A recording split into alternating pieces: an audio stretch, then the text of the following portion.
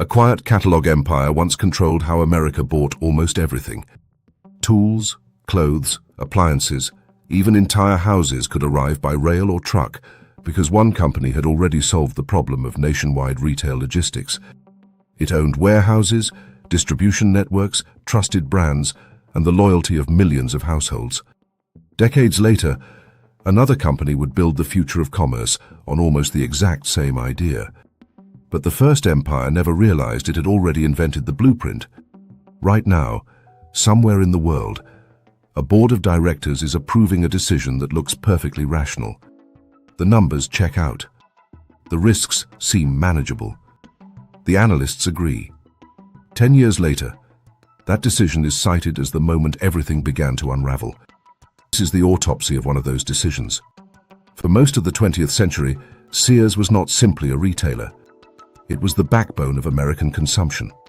By the early 1990s, the company generated more than $60 billion in annual revenue and operated thousands of stores across the United States. Its catalog had once reached nearly every rural household in the country.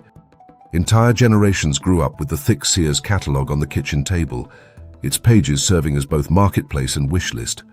Sears did not just sell products. It controlled an ecosystem. The company owned powerful private brands like Kenmore, Craftsman, and Die Hard. It ran insurance businesses, financial services, and credit operations. It understood national distribution at a scale few companies could match. Long before the internet existed, Sears had already solved the logistical challenge of moving goods from warehouses to front doors across an entire continent. But by the early 1990s, the world of retail was changing. Shopping malls had replaced the rural catalog economy that once made Sears dominant. Competitors like Walmart were mastering large-scale discount retail, while specialty chains chipped away at categories Sears once owned. The catalog business that had defined the company for nearly a century began to look outdated inside the boardroom. Printing and mailing those massive books cost hundreds of millions of dollars each year. In 1993, Sears made a decision that appeared financially disciplined and strategically logical. The company shut down its iconic catalog division, ending a system that had operated for more than 100 years. Executives believed the future of retail would be dominated by physical stores and regional distribution tied to malls and suburban shopping centers.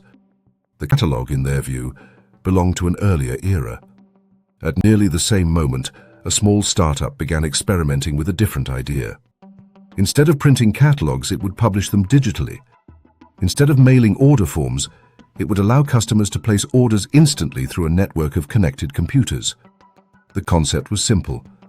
Replicate the catalog model, but remove the paper.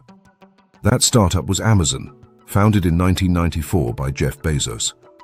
In its earliest form, Amazon was not a radical departure from Sears' original model. It was, in many ways, a digital catalog business. Customers browsed products remotely, placed orders without visiting a store, and relied on centralized warehouses to ship goods directly to their homes. The infrastructure that would eventually power global e-commerce began with the same underlying principle Sears had mastered decades earlier. But where Sears had once seen catalogs as a cost to eliminate, Amazon saw digital catalogs as the foundation of a new retail system.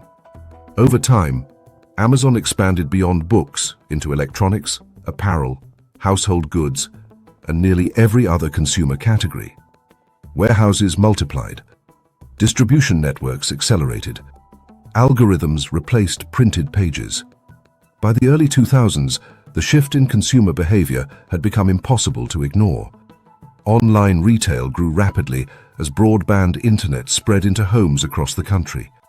Shoppers discovered they could browse millions of products without driving to a mall or waiting in checkout lines. The catalog model had not disappeared.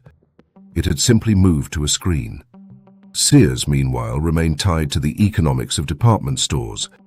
Its vast network of physical locations required enormous operating costs. Foot traffic slowly declined as malls across America lost their central role in retail life. Strategic focus shifted repeatedly as new leadership attempted to stabilize the company through cost reductions and restructuring. Meanwhile, Amazon continued refining the system Sears had once pioneered.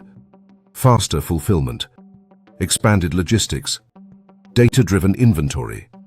The digital catalog evolved into a platform that could scale globally.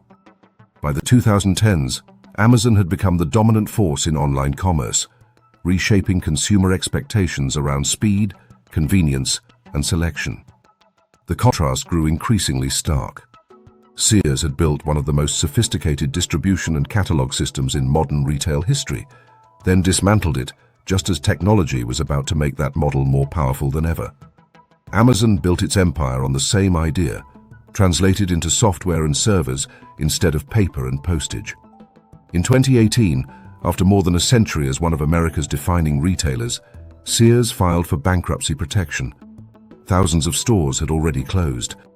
The brands that once symbolized reliability and scale were sold or spun off.